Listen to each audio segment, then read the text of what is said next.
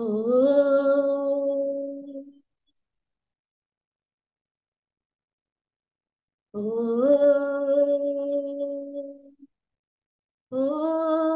सहना भवतु सहनौ भुनक्तु सह वीर्यं करवावहे तेजस्विनावधीतमस्तु मा विद्विषावहे। ॐ शान्ति शान्ति शान्तिः। हरिः ॐ श्रीगुरुभ्यो नमः।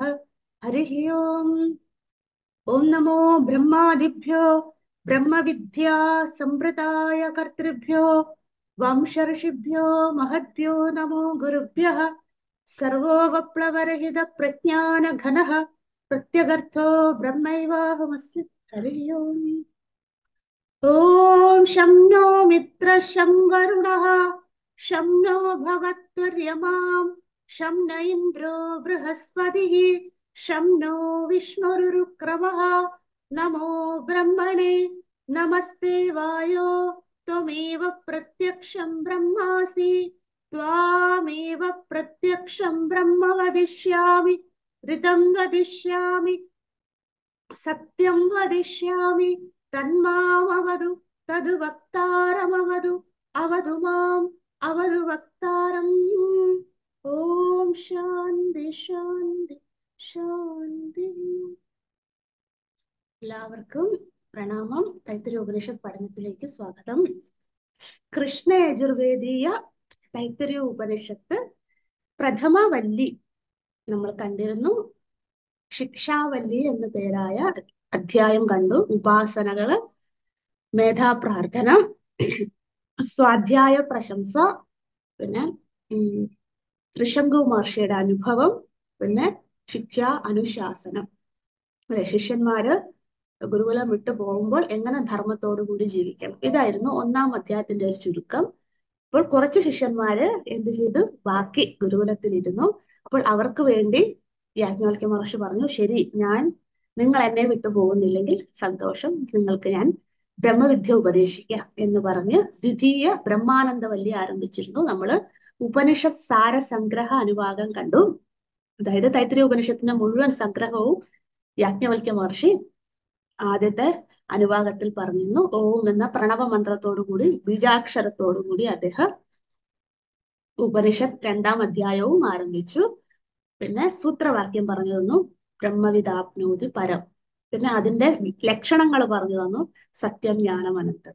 അത് കഴിഞ്ഞ് സൃഷ്ടി പ്രകരണമാണ് നമ്മൾ കണ്ടത്, അല്ലെ, പഞ്ചമഹാഭൂത സൃഷ്ടി, അതിൽ നിന്നും ഔഷധികള്, അന്നം, അന്നത്തിൽ നിന്നും മനുഷ്യൻ അല്ലെങ്കിൽ മറ്റു ജീവരാശികൾ എല്ലാവരും, അങ്ങനെ സൃഷ്ടിയുടെ ക്രമം നമ്മൾ കണ്ടിരുന്നു.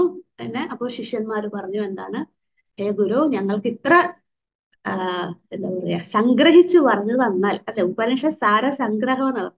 അപ്പൊ അത്രയും സംഗ്രഹിച്ചു പറഞ്ഞു തന്നാൽ ഞങ്ങൾക്ക് അതിനെ ഉൾക്കൊള്ളുവാനുള്ള മനഃശക്തിയില്ല, അതിനുള്ള ചിത്തശുദ്ധിയില്ല, അധികാരമില്ല. അതുകൊണ്ട് ദയവായി അങ്ങ് വിസ്തരിച്ചാലും. അപ്പൊ അതിനുശേഷം എന്താണ്, പഞ്ചകോശ വിവരണമാണ്. നമ്മൾ അനുഭാഗം 1 കണ്ടിരുന്നു, ഒന്ന് പാരായണം ചെയ്യാം. പഞ്ചകോശ വിവരണം അനുഭാഗം 2, അതായത് അധ്യായത്തിലെ അനുഭാഗം 2, പഞ്ചകോശ വിവരണത്തിൽ ഒന്നാമത്തത്. നമുക്ക് ഒരുമിച്ച് പാരായണം ചെയ്യാം.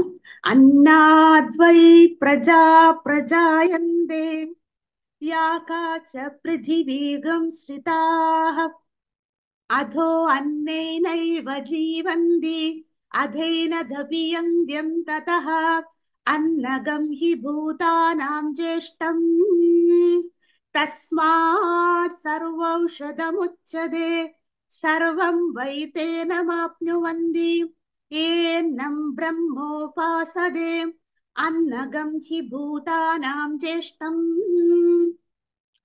തസ്മാത് സർവൗഷധമുച്യതേ അന്നാദ് ഭൂതാനി ജായന്തേ ജാതാനന്യേന വർദ്ധന്തേ അദ്യതോതി ച ഭൂതാനി തസ്മാദന്നം തദുച്യത ഇതി തസ്മാദ്വാ ഏതസ്മാദന്നരസമയാദ് അന്യോന്തര ആത്മാ പ്രാണമയഃ തേനൈഷ പൂർണ്ണഃ സവായേഷ പുരുഷവിദ ഏവ തസ്യ പുരുഷവിദധാം അന്വയം പുരുഷവിദഃ തസ്യ പ്രാണ ഏവ ശിരഃ വ്യാനോ ദക്ഷിണപക്ഷഃ അപാന ഉത്തരപക്ഷഃ ആകാശ ആത്മാ പൃഥിവീ പുച്ഛം പ്രതിഷ്ഠാം തഥപ്യേഷ ശ്ലോകോ ഭവതി. ഇവിടെ വരെ നമ്മള് പഞ്ചകോശ വിവരണത്തിലെ ആദ്യത്തെ അന്നമയ കോശ വിവരണം, പ്രാണമയ കോശ വിവരണം അത് നമ്മൾ കണ്ടിരുന്നു അല്ലെ. അന്നത്തിൽ നിന്നും നമ്മൾ ജനിക്കുന്നു, അന്നത്തിലേക്ക് തന്നെ മടങ്ങി പോകുന്നതായിരുന്നു അന്നമയ കോശ വിവരണം. അതിനുശേഷം പ്രാണമയ കോശ വിവരണം പറഞ്ഞു തന്നു. പ്രാണമുണ്ടെങ്കിലേ അന്നത്തിനാൽ ജനിച്ച, അന്നത്തിനാൽ നിലനിൽക്കുന്ന, അന്നത്തിലേക്ക് തന്നെ പോകുന്ന ഈ ശരീരം ഉള്ളൂ. അപ്പോൾ അതുകൊണ്ട് അന്നത്തിനേക്കാളും ശ്രേഷ്ഠമാണ്, അല്ലെങ്കിൽ മുൻപിലാണ്, ഒരു പടി മുൻപിൽ ആരാണ്? പ്രാണമയ കോശം. അങ്ങനെ നമ്മള് പ്രാണമയ കോശ വിവരണവും സാമാന്യമായി കണ്ടു. പരമാത്മാവ് വ്യാനൻ, അപാനൻ, ഉദാനൻ, പ്രാണൻ അങ്ങനെയൊക്കെയുള്ള പേരുകളിൽ പല പ്രവർത്തികൾ ചെയ്തുകൊണ്ട് നമ്മുടെ ശരീരം മുഴുവൻ വ്യാപിച്ചിരിക്കുന്നു എന്ന് കണ്ടു. ഇനി പ്രാണമയ കോശത്തിന്റെ തന്നെ തുടർച്ചയാണ് തദപ്യേഷ ശ്ലോകോ ഭവതി എന്ന് പറഞ്ഞ് നമ്മൾ രണ്ടാം അനുഭാഗം അവസാനിപ്പിച്ചത്. ഇനി നമുക്ക് അനുഭാഗം 3 ആദ്യം പാരായണം ചെയ്യാൻ പഠിക്കാം, പിന്നെ പതിയെ പതിയെ അർത്ഥത്തിലേക്ക് പോകാം. പ്രാണം ദേവ അനുപ്രാണന്തി. പ്രാണം ദേവ അനുപ്രാണന്തി. മനുഷ്യ ദീർഘമുണ്ട് അവിടെ, പശവച്ചയ, പശവച്ച ഏ, മനുഷ്യ പശവച്ചയെ. പ്രാണോ ഹി ഭൂതാനാമായുഃ തസ്മാത് സർവായുഷമുച്യതേ. സർവമേവത ആയുർയന്തി യേ പ്രാണം ബ്രഹ്മോപാസതേ. പ്രാണോ ഹി ഭൂതാനാമായുഃ തസ്മാത് സർവായുഷമുച്യത ഇതി. തസ്യേഷ ഏവ ശാരീര ആത്മാ യഃ പൂർവസ്യ തസ്മാദ് വാ ഏതസ്മാത് പ്രാണമയാത് അന്യോന്തര ആത്മാ മനോമയഃ തേനൈഷ പൂർണ്ണഃ സവായേഷ പുരുഷവിദ ഏവ തസ്യ പുരുഷവിദധാം അന്വയം പുരുഷവിദഃ തസ്യ യജുരേവ ശിരഃ ഹൃദ് ദക്ഷിണപക്ഷഃ സാമോത്തരപക്ഷഃ ആദേശ ആത്മാ അഥർവാംഗിരസ പുച്ഛം പ്രതിഷ്ഠാ തദപ്യേഷ ശ്ലോകോ ഭവതി. അവിടെ ആവുമ്പോൾ അനുവാകം തീർന്ന്, അതായത് അവിടെ ബ്രാക്കറ്റ് ക്ലോസ് ചെയ്തിട്ട് അനുവാകം 3 എവിടെ ആരംഭിച്ചു? പ്രാണം ദേവ അനുപ്രാ, അവിടെ മുതൽ തദപ്യേഷ ശ്ലോകോ ഭവതി അവിടെ വരെ അനുവാകം നമ്പർ 3. നമുക്ക് ഇനി അത് പാരായണം ചെയ്യാൻ പഠിക്കാം. പ്രാണം ദേവ അനുപ്രാണന്തി. പ്രാണം ദേവ അനുപ്രാണന്തി.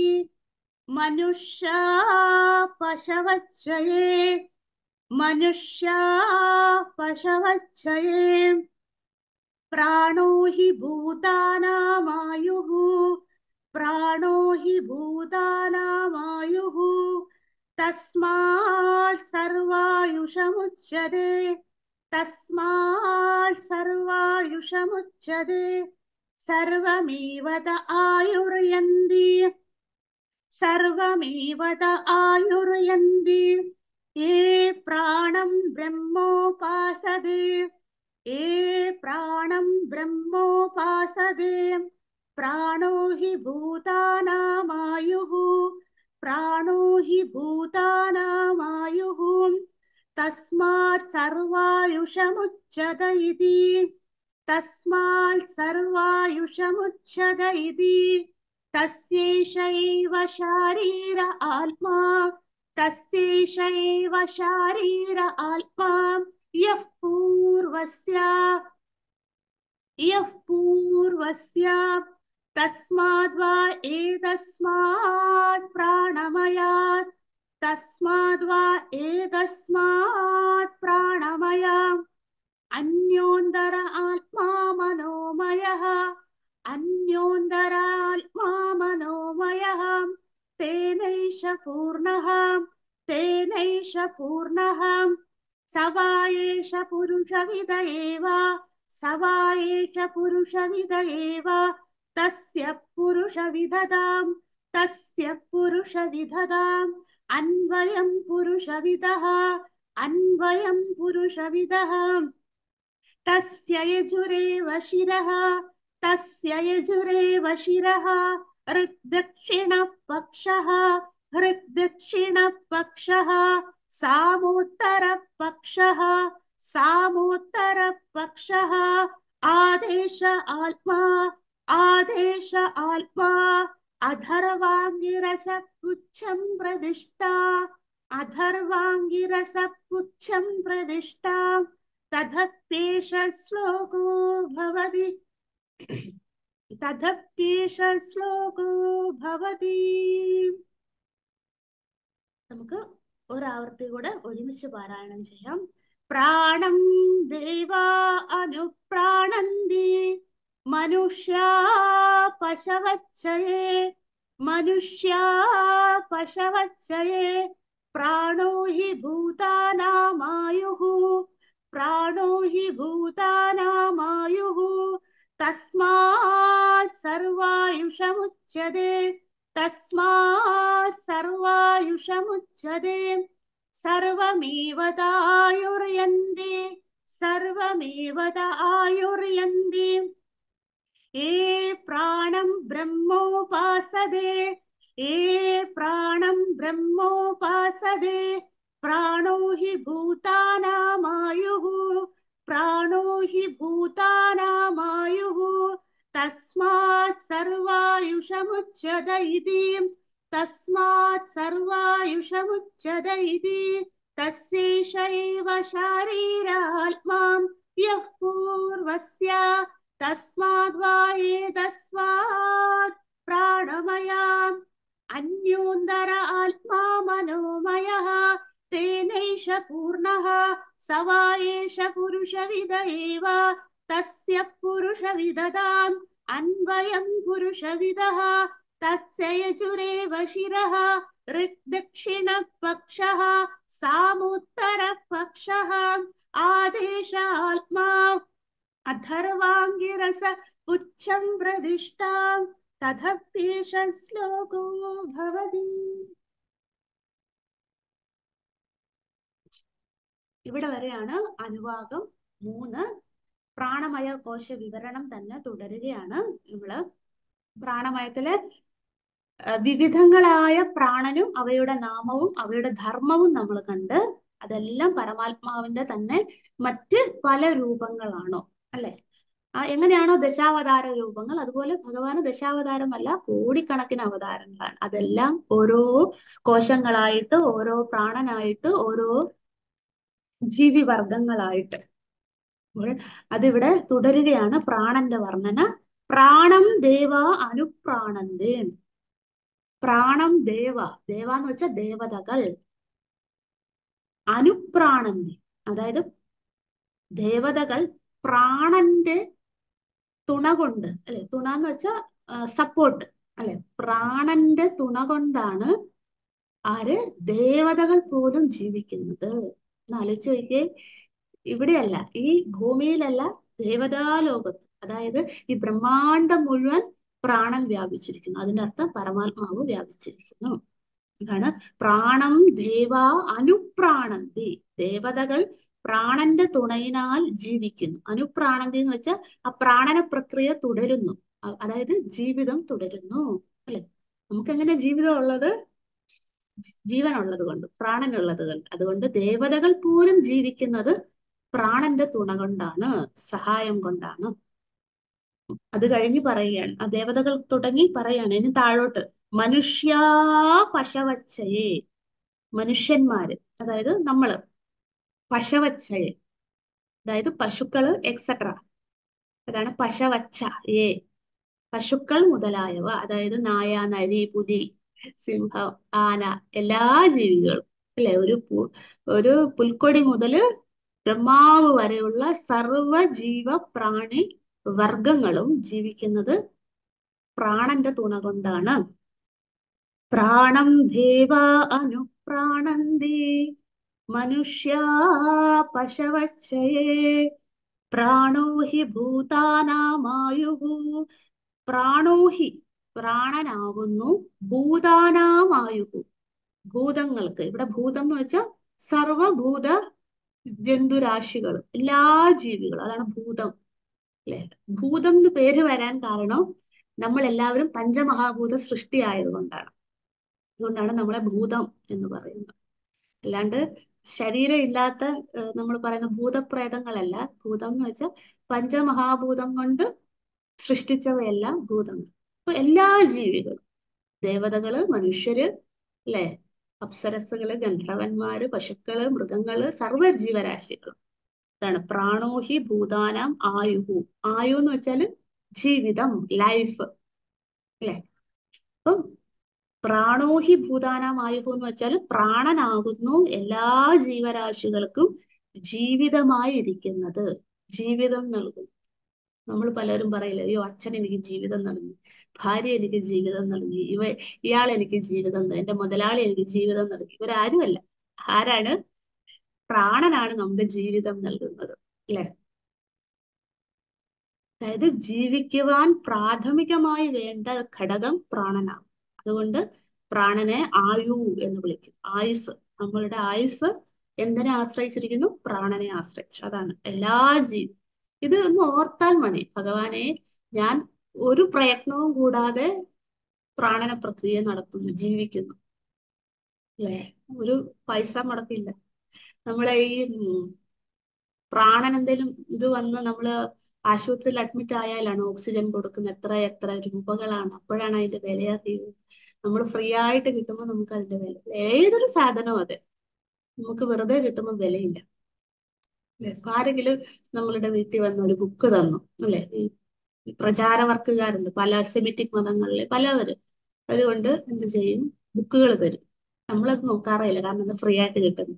ഏതൊരു സാധനമാണേലും അല്ലെ. നമ്മുടെ വീട്ടിലൊക്കെ ഇങ്ങനെ അയ്യത്ത് വളരും, പപ്പായ ഉണ്ടാവും, വെറുതെ വളരും, അതൊരു വിലയില്ല. പക്ഷെ പ്രോട്ടീൻ എന്ത് ഔഷധ ഗുണമുള്ളതാണ്. അപ്പൊ അതാണ് ഏതൊരു മനുഷ്യന്റെ ബേസിക് നേച്ചറാണ്. എന്ത് സാധനവും സൗജന്യമായി കിട്ടിയാൽ അതിന് വിലയില്ല. പക്ഷെ വാങ്ങാൻ താല്പര്യം ഉണ്ടാവും, സൗജന്യാന്ന് കേൾക്കുമ്പോ അങ്ങോട്ട് ഓടും, പക്ഷെ കയ്യിൽ കിട്ടിയാൽ പിന്നെ വിലയില്ല. അപ്പൊ അതുപോലെയാണ് പ്രാണൻ. നമുക്ക് വെറുതെ കിട്ടുമ്പോ അതിന്റെ മൂല്യം അറിയും. ഇപ്പൊ ഇവിടെ നമ്മളെ മൂല്യം പഠിപ്പിക്കുകയാണ് യാജ്ഞവൽക്യ മഹർഷി. പ്രാണൻ ഇല്ലെങ്കിൽ ജീവിതമില്ല. പ്രാണോഹി ഭൂതാനാം ആയുഹു. പ്രാണനാണ് എല്ലാ ജീവികൾക്കും ജീവിതമായി ഇരിക്കുന്നത്. തസ്മാത് സർവായുഷമുച്ചതേ. തസ്മാത് ദെയർഫോർ, അതുകൊണ്ട് പ്രാണനെ സർവ ആയുഷം എന്ന് വിളിക്കും.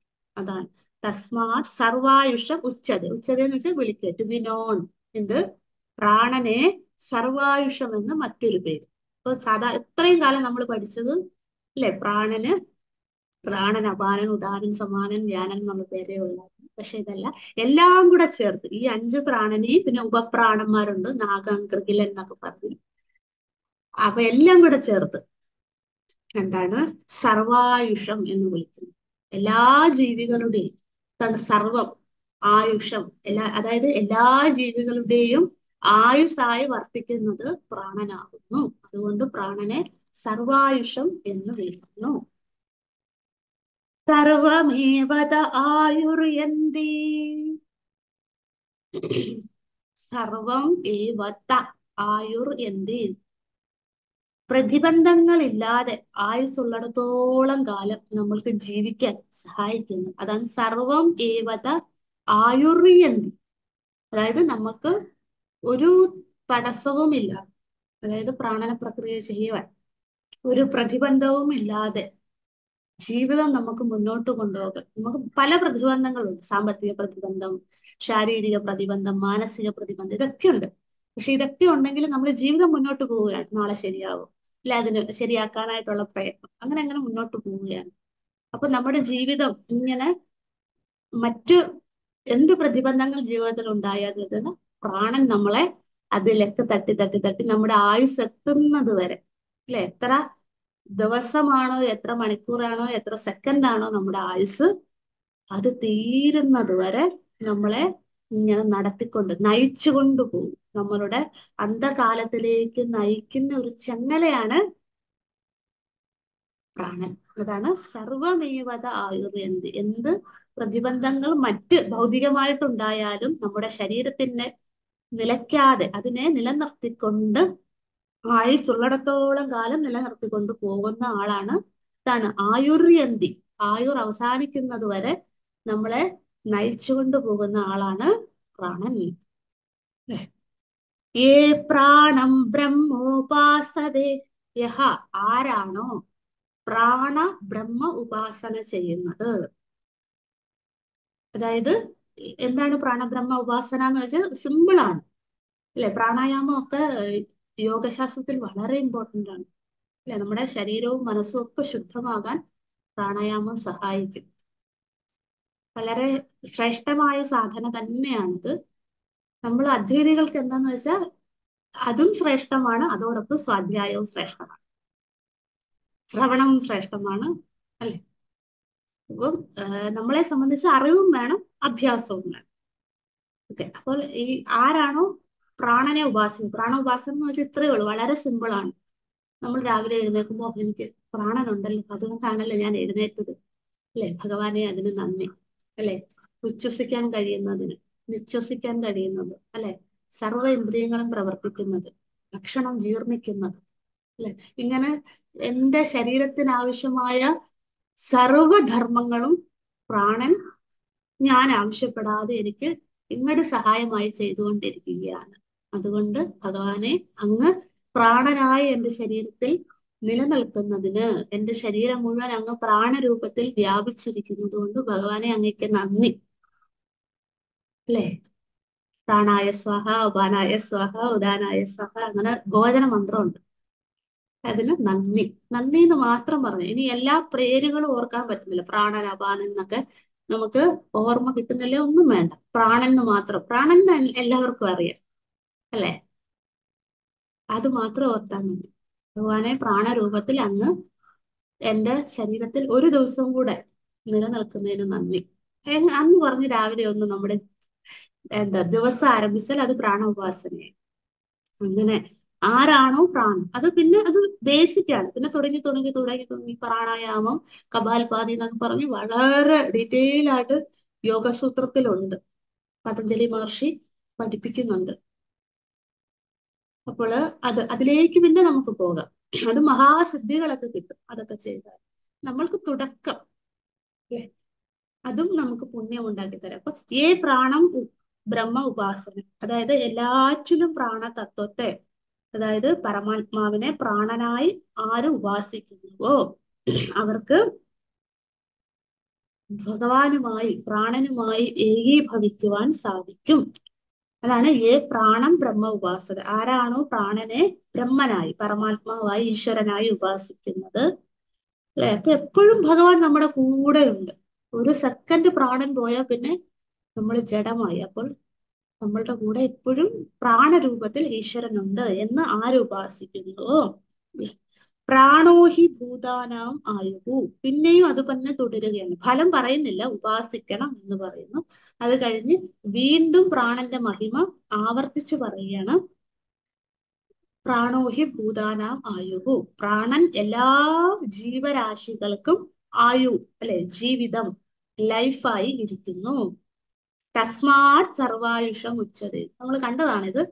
തസ്മാത് ദെർഫോർ, അതുകൊണ്ട് പ്രാണനെ സർവായുഷമായി ഉപാസിക്കണം, അല്ലെങ്കിൽ അറിയ വേണം. ജസ്റ്റ് അറിഞ്ഞാൽ തന്നെ പുണ്യമാണ്. ഭഗവാനാണ് എല്ലാ ജീവികൾക്കും ആയുസ് നൽകുന്നത്. എങ്ങനെ? ഭഗവാൻ പ്രാണരൂപത്തിൽ എല്ലാ ജീവികളിലും വസിച്ചുകൊണ്ട്. ഇത്രയേ ഉള്ളൂ. തസ്സേഷ ഏവ ശാരീര ആത്മാ, അതായത് ഈ പ്രാണമയ കോശത്തെ ശാരീര ആത്മാ എന്ന് വിളിക്കുന്നു. ശരീരത്തിൽ നിലനിൽക്കുന്ന ആത്മാവ്, എല്ലാ ജീവികളിലെയും പരമാത്മാവ് ശരീരത്തിൽ എങ്ങനെ നിലനിൽക്കുന്നു? പ്രാണരൂപത്തിൽ. അതുകൊണ്ട് പ്രാണനെ ശാരീര ആത്മാ എന്ന് വിളിക്കുന്നു. ശാരീര ആത്മാ എന്ന് വെച്ചാൽ എഴുതിക്കോളൂ, ശരീരം മുഴുവൻ വ്യാപിച്ചിരിക്കുന്നതിനാൽ ശാരീരാത്മ, ശരീരം മുഴുവൻ വ്യാപിച്ചിരിക്കുന്ന ആത്മാവ്, അതാണ് ശാരീര ആത്മ. ദീർഘമുണ്ട്, ശാരീര ആത്മാ. പ്രാണന്റെ മറ്റൊരു പേര് അല്ലെ, നമ്മൾ സർവായുഷം എന്ന പേര് കണ്ടു. രണ്ട് ശാരീരാത്മാ, ഈ രണ്ട് പേര് പുതിയ പേരുകൾ പറയുന്നേ ഉള്ളൂ. ഇതൊന്നും ഓർക്കണമെന്നില്ല, പ്രാണന് മാത്രം ഓർത്താൽ മതി. ശാരീര ആത്മാ. ഇനി അതോടുകൂടി പ്രാണ മയ കോശ വിവരണം അവസാനിച്ചു. അപ്പം എന്തൊക്കെയാണ് നമ്മൾ പഠിച്ചത് ഒന്നുകൂടെ പറയാം. അന്നമയ കോശം, അന്നമയമാണ് ആദ്യം. നമുക്ക് ബേസിക് ആയിട്ട് വേണ്ടത് ഈ ശരീരമാണ്. ശരീരം നിലനിൽക്കാനാണ് പിന്നെ പ്രാണൻ വേണ്ടത്. അപ്പം ശരീരം എവിടെ നിന്നുണ്ടായി? അന്നത്തിൽ നിന്നും. അന്നവികാരമാണ് എന്ന് നമ്മൾ കണ്ടു. അന്നത്തിൽ നിന്നും ശരീരമുണ്ടായി. അതുകൊണ്ടെന്താ? അന്നത്തിനാൽ ആണ് നമ്മൾ നിലനിൽക്കുന്നത്. അന്നമുണ്ടെങ്കിലേ നിലനിൽക്കാൻ സാധിക്കും. അപ്പോൾ അതുകൊണ്ട് ഭഗവാൻ അന്നത്തിനെ സൃഷ്ടിച്ചു, അല്ലെ? പഞ്ചമഹാഭൂത സൃഷ്ടിക്ക് ശേഷം ഔഷധികളും അന്നവും സൃഷ്ടിച്ചു.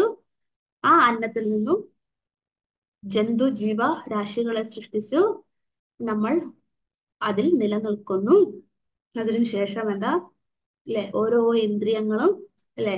കർമ്മേന്ദ്രിയങ്ങളും ജ്ഞാനേന്ദ്രിയങ്ങളും എല്ലാ ശരീരാവയവങ്ങളെല്ലാം നിലനിൽക്കുന്നതിന് കാരണം അന്നമാണ്. അന്ന രസം, അന്നത്തിന്റെ പല പല വികാരം, പരിണാമം, രൂപങ്ങളാണ് കണ്ണ്, കാല്, മൂക്ക്. ഇതൊക്കെ അന്നത്തിന്റെ വികാരമാണ്. അത് കണ്ടു അന്നമയ കോശം. അത് കഴിഞ്ഞു പറഞ്ഞു അന്നമയത്തിനേക്കാളിലും മുൻപിലായിട്ട് ശ്രേഷ്ഠമായിട്ട് പ്രാണമയമുണ്ട്. കാരണം ഈ അന്നത്തിന് പല ഭാഗങ്ങളായിട്ട് പരിണമിക്കണമെങ്കിൽ, അന്നത്തിന് ജീർണിക്കണമെങ്കിൽ, അല്ലെ? അന്നത്തിന് ആഹാരം കഴിച്ച്, ഇപ്പൊ നമ്മൾ ചീര കഴിക്കുക, ഒരു ഉദാഹരണം പറയുക, അല്ലെ? അത് കണ്ണിന് നല്ലതാന്ന് പറയുന്നു. അപ്പോഴെങ്ങനെയാണ്? നമ്മൾ ചീര കഴിച്ചു, അത് വയറ്റിലെത്തി, ആമാശയത്തിലെത്തി, അത് ജീർണിച്ച്, അല്ലെ? കണ്ണിലേക്ക് വേണ്ട ഊർജത്തിനെ, എന്താണ്, പ്രാണനാണ് അവിടേക്ക് എത്തിക്കുന്നത്, അല്ലെ? അങ്ങനെ ഓരോ ഇന്ദ്രിയങ്ങൾക്കും വേണ്ട ഊർജത്തിന് പ്രാണനാണ് ആ ഇന്ദ്രിയങ്ങളിലേക്ക് എത്തുന്നത്. അങ്ങനെ ഇന്ദ്രിയങ്ങൾ കൂടിയാണ് നമ്മുടെ ശരീരം നിലനിൽക്കുന്നത്. അപ്പോൾ അന്നത്തിനെക്കാട്ടിലും ശ്രേഷ്ഠം പ്രാണനാണ്. പ്രാണൻ ഉണ്ടെങ്കിലേ ഈ അന്നത്തിന് വികാരപ്പെടുവാൻ സാധിക്കൂ, അല്ലെ? വികാരപ്പെടുക എന്ന് വെച്ചാൽ പരിണമിക്കുവാൻ സാധിക്കും. അതുകൊണ്ട് അന്നത്തിനെക്കാട്ടിലും ശ്രേഷ്ഠം പ്രാണനാണ്. പ്രാണമയത്തിന് രണ്ട് പേരുകളുണ്ട്, സർവായുഷമെന്നും ശാരീരാത്മാവും. ഇത്രയും നമ്മൾ പഠിച്ചുള്ളൂ, അല്ലെ? പിന്നെ പ്രാണൻ പല പേരുകൾ നമ്മൾ കണ്ടിരുന്നു, വ്യാനൻ, ഉദാനൻ എന്നൊക്കെ.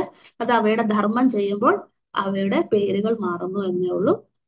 ആത്യന്തികമായി ഒന്ന് തന്നെയാണ്. അങ്ങനെ ഇനി നമ്മൾ അടുത്തത് പഠിക്കാൻ പോകുന്നത് മനോമയ കോശ വിവരണം. എഴുതിക്കോളൂ ഹെഡിങ്. യഫ് പൂർവസ്യ, അവിടെ മുതൽ അവസാനിക്കുമ്പോൾ പറയാം. തൊട്ട് മുമ്പ് പ്രാണമയ കോശം അവസാനിച്ചു, അവിടെ പ്രാണമയ കോശം സമാപ്തം. ബ്രാക്കറ്റ് ക്ലോസ് ചെയ്യുക. അത് കഴിഞ്ഞ് പുതിയ ബ്രാക്കറ്റ് ഇടുക. മനോമയ കോശ വിവരണം. എന്തിനിങ്ങനെ പറയുന്നത് വെച്ചാൽ നിങ്ങൾ എപ്പോഴെങ്കിലും എടുത്ത് നോക്കുമ്പോൾ ഓർത്തിരിക്കാം, മനസ്സിലാകാൻ വേണ്ടിയാണ്. മനോമയ കോശ വിവരണം. അത് തുടങ്ങുന്നു എഫ് പൂർവസ്യ, അവിടെ മുതൽ മനോമയ കോശ വിവരണം. യഫ് പൂർവസ്യ തസ്മാദ് വാ ഏതസ്മാത് പ്രാണമയാത്. യഹ് പൂർവസ്യ, അതായത് പൂർവം, മുമ്പ് പറഞ്ഞ കോശത്തിനെക്കാട്ടിലും, അതെ, മുമ്പ് ഏതാ പറഞ്ഞത്? പ്രാണമയ കോശം. പ്രാണമയ കോശത്തിന് മുൻപ് യഹ് പൂർവസ്യ, അതായത് അന്നമയ കോശം, അതിനുശേഷം പ്രാണമയ കോശം, അല്ലെ? ഇതാണ് ആദ്യം പറഞ്ഞത് അന്നമയം, അതിനുശേഷം പ്രാണമയം, അല്ലെ? എന്നിട്ട് അതിന്റെ വിവരണം പറയുകയാണ്. ഇനി അടുത്തത് പറയാൻ പോകും. തസ്മാത് വാ ഏതസ്മാത് പ്രാണമയാത്, അല്ലെ? പ്രാണമയത്തിന്റെ പറഞ്ഞു. അതായത് എന്താണ്? ഈ ശരീരാത്മാവിനെ പ്രാണൻ എന്ന് വിളിച്ചു. തസ്മാത് വാ ഏതസ്മാത് പ്രാണമയാത്, പ്രാണമയം എന്ന് വരെ പറഞ്ഞു അവസാനിപ്പിച്ചിരുന്നു. ഇതിനെ ശരീരാത്മാവെന്നും സർവായുഷം എന്നും രണ്ട് പേരുകളൊക്കെ വിളിച്ചു. അതൊക്കെ ശരി. ഇനി പറയുകയാണ് അതിനെക്കാട്ടിലും ശ്രേഷ്ഠം. അന്യോന്തര ആത്മാ മനോമയ, അതായത് അന്യഹ അന്തര ആത്മാ നമ്മൾ കണ്ടിരുന്നു. അന്യോന്തര ആത്മാ പ്രാണമയ, ഇവിടെ കണ്ടോ? അന്യോന്തര ആത്മാ മനോമയ, മനോമയമാണ്. പേര് മാത്രം മാറി. അവിടെ മനോമയ കോശം ആരംഭിക്കുകയാണ്. അതായത് അന്യഹ അന്തര, നമ്മൾ ഇതേ വാക്കുകൾ കണ്ടതാണ്. അതായത് അന്നമയത്തിനെക്കാട്ടിലും അന്യമായി, പ്രാണമയത്തിനെക്കാട്ടിലും അന്യമായി, അന്തര, സൂക്ഷ്മമായി ഒരു ആത്മാ, അതിന്റെ പേരാണ് മനോമയം. അതാണ് അതിനെ മനോമയം എന്ന് വിളിക്കുന്നു. ഇവിടെ ആത്മാവെന്ന് വെച്ചാൽ കോശം, അതിനെക്കാട്ടിലും ശ്രേഷ്ഠം നമ്മൾ കണ്ടിരുന്നു. ആത്മാ എന്ന വാക്കിന്റെ അർത്ഥം ശ്രേഷ്ഠം. അതായത് അന്നമയത്തിനെക്കാട്ടിലും പ്രാണമയത്തിനെക്കാട്ടിലും ശ്രേഷ്ഠമായ സൂക്ഷ്മമായ ഒരു കോശമുണ്ട്. അതിനെ വിളിക്കുന്ന പേരാണ് മനോമയം എന്ന്. ഒന്നുകൂടെ പറയാം. അന്നമയത്തിനെക്കാട്ടിലും പ്രാണമയത്തിനെക്കാട്ടിലും സൂക്ഷ്മവും ശ്രേഷ്ഠവുമായ മറ്റൊരു കോശമുണ്ട്, മൂന്നാമതായി. അതിനെ വിളിക്കുന്ന പേരാണ് മനോമയ കോശം. അല്ലെ, കോശം എന്ന് വെച്ചാൽ ആവരണം, മനോമയം എന്ന് വെച്ചാൽ, മയം എന്ന് വെച്ചാൽ നമ്മൾ കണ്ടിരുന്നു പ്രാചുര്യം, വികാരം, സ്വരൂപം എന്നുള്ള 3 അർത്ഥങ്ങൾ കണ്ടിരുന്നു. അല്ലെ, അപ്പൊ മനോമയം എന്ന് വെച്ചാൽ മനസ്സിന്റെ മറ്റൊരു വികാരം. അല്ലെ, മനസ്സിന്റെ സ്വരൂപം. നമുക്ക് സൂക്ഷ്മമാണ്, കാണാൻ സാധിക്കില്ല. അന്നമയം മാത്രമേ നമുക്ക് കാണാൻ സാധിക്കൂ. പ്രാണമയം പോലും നമുക്ക് അനുഭവിക്കാനേ സാധിക്കുകയുള്ളൂ. അല്ലെ, പ്രാണ ഉച്ഛ്വാസം നിശ്വാസം ചെയ്യുമ്പോൾ നമുക്ക് ഇത് കാറ്റുണ്ട്, വായു അങ്ങോട്ടും ഇങ്ങോട്ടും പോകുന്നു, അതേ പറയാൻ സാധിക്കുള്ളൂ, കാണാൻ സാധിക്കുള്ളൂ. അപ്പോൾ ഇനിയുള്ളതൊക്കെ സൂക്ഷ്മമാണ്, നമ്മുടെ കണ്ണുകൊണ്ട് കണ്ടനുഭവിക്കാൻ സാധിക്കില്ല. അതുകൊണ്ടാണ് അതിസൂക്ഷ്മം അതിസൂക്ഷ്മം എന്ന്, അന്യോന്തര അന്യോന്തര എന്ന് പറയുന്നത്. അന്യോന്തര ആത്മാ മനോമയ തേനൈഷ പൂർണ്ണഃ. തേനൈഷ പൂർണ്ണഃ. മനോമയ കോശം പ്രാണമയ കോശത്തിൽ വ്യാപിച്ചിരിക്കുന്നു. അതാണ് ആ വാക്കിന്റെ അർത്ഥം. അതായത് പൂർണ്ണം എന്ന് വെച്ചാൽ ഇവിടെ സമ്പൂർണ്ണം എന്നുള്ള, സമാപ്തം എന്നുള്ള അർത്ഥമല്ല. പൂർണ്ണം എന്ന് വെച്ചാൽ വ്യാപനം. തേനൈഷ പൂർണ്ണഃ എന്ന് വെച്ചാല് മനോമയ കോശം പ്രാണമയ കോശത്തെ വ്യാപിച്ചിരിക്കുന്നു. മനോമയ കോശം പ്രാണമയ കോശത്തെ വ്യാപിച്ചിരിക്കുന്നു. തേനൈഷ പൂർണ്ണഃ.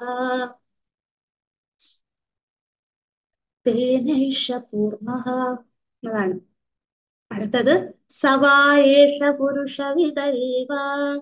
സ വാ ഏഷ പുരുഷവിദ ഏവ.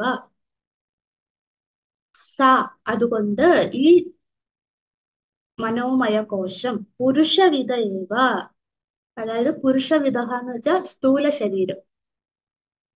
എഴുതിക്കോളൂ, പുരുഷവിദ എന്നുള്ള വാക്കിന്റെ ഇവിടുത്തെ അർത്ഥം പുരുഷൻ എന്ന് വെച്ചാൽ സ്ഥൂല ശരീരാഭിമാനം. പുരുഷവിദ എന്ന് വെച്ചാൽ സ്ഥൂല ശരീരം മുഴുവൻ വ്യാപിച്ചിരിക്കുന്നു. ഏത്? സവായേഷ, ഈ മനോമയ കോശം. ഒന്നുകൂടെ പറയാം.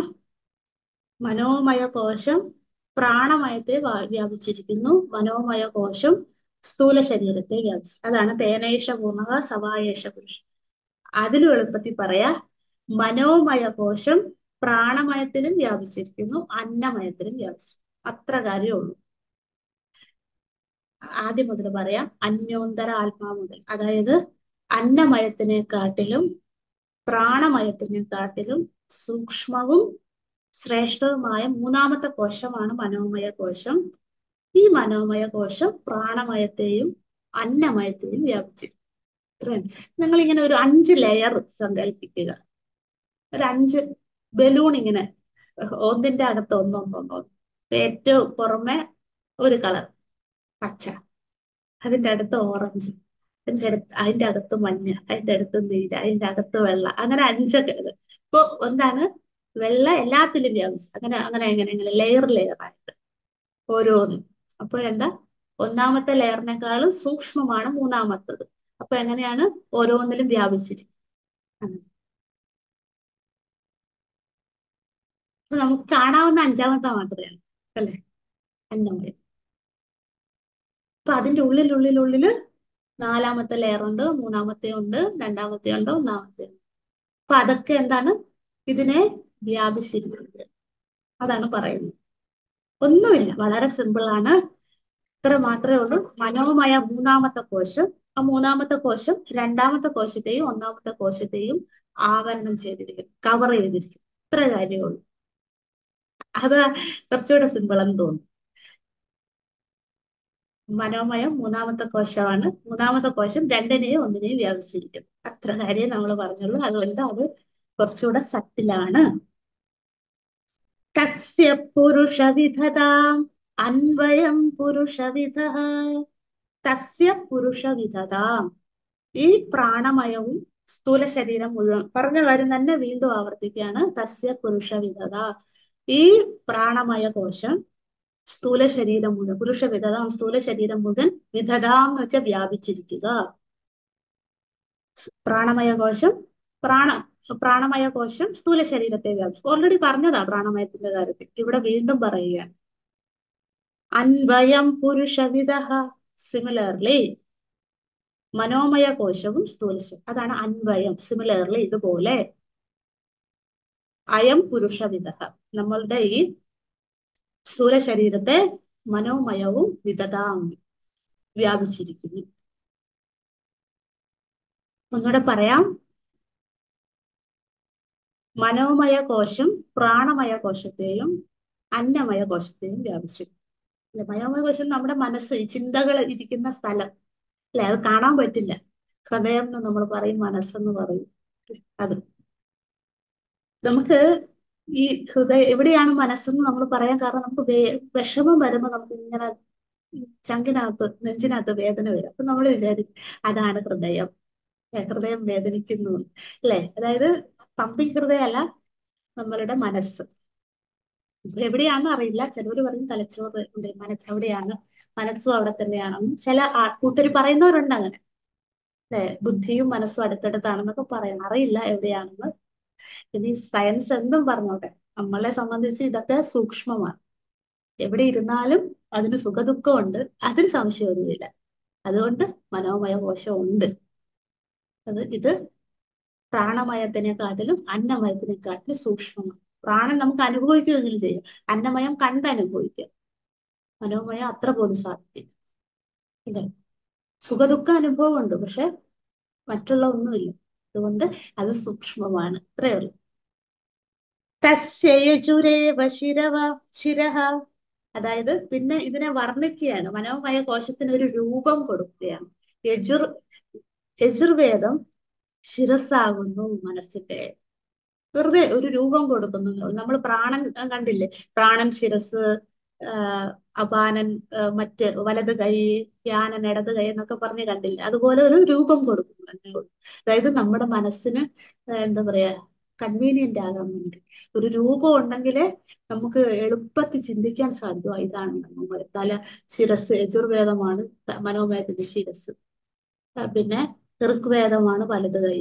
ഒരു രൂപം വരും. മനുഷ്യൻ എപ്പോഴും രൂപം വേണം അല്ലെ. അതുകൊണ്ടാണ് നമ്മൾ ഭഗവാൻ കൃഷ്ണനെയും രാമനെയും ഒക്കെ ആരാധിക്കുന്നതിന്റെ കാരണം രൂപമുണ്ട്. അവര് രൂപമായി അവതരിച്ചതാണ്. അപ്പൊ നമ്മളുടെ മനസ്സിന് കണക്ട് ചെയ്യാൻ എളുപ്പമാണ്. അതുകൊണ്ട് ഇവിടെ ഒരു രൂപം പറയുന്നതേ ഉള്ളൂ. ഇങ്ങനെയൊന്നും അല്ല. നമ്മുടെ ഒരു മനസ്സിന്റെ ഒരു എന്താ പറയാ കൺവീനിയന്റ്, അതിനു വേണ്ടി വ്യാഖ്യാനത്തിൽ മഹർഷി ഒരു രൂപം പറയുന്നതേ ഉള്ളൂ. കാരണം നമ്മൾ ശിരസും കൈയും കാലും ഒക്കെ ഉള്ളവരാണല്ലോ, അതിനു വേണ്ടി പറയുന്നതാണ്. തസ്യ യജുരേവ ശിരः. മനോമയത്തിന്റെ യജുർവേദം ശിരസ്. ഋഗ് ദക്ഷിണപക്ഷ. ഋഗ്വേദം വലതുഭാഗം. സാമോത്തരപക്ഷ. സാമവേദം ഇടതുഭാഗം. ആദേശ ആത്മാ. അതായത് വേദത്തിൽ നിർദ്ദേശിച്ചിരിക്കുന്ന ആദേശങ്ങൾ. ആദേശം എന്ന് വെച്ചാൽ ഉപദേശം. ഉപദേശം എന്താ? ശരീരം, ബോഡി. അതാണ് മനോമയത്തിന്റെ ബോഡി എന്ന് പറഞ്ഞ വേദം ഉപദേശം. അതായത് നമ്മുടെ മനോമയം മുഴുവൻ വേദമായിരിക്കും. അങ്ങനെ ഒരു സൂചനയും കൂടി ഉണ്ട് ഇവിടെ. നമ്മുടെ ശരീരം മുഴുവൻ എന്താണ്? വേദ ഉപദേശങ്ങളായിരിക്കും. നമ്മളുടെ വലതു ഭാഗത്ത് ഋഗ്വേദം, ഇടതു ഭാഗത്ത് സാമവേദം. ശിരസിൽ മുഴുവൻ എന്തായിരിക്കണം? യജുർവേദം. എന്താ പറഞ്ഞിരുന്നത്? യജുർവേദം ആയിരിക്കണം. അങ്ങനെ ആയിരിക്കണം നമ്മുടെ മനസ്സ് മുഴുവൻ ഈ വേദ മന്ത്രം ഉപരിതമായിരിക്കണം. മറ്റുള്ള ചിന്തയെ വരാൻ പാടില്ല. അതുകൊണ്ട് ഇവിടെ അങ്ങനെ ചിന്തിക്കാം. അഥർവാംഗിരസ പുച്ഛം പ്രതിഷ്ഠ.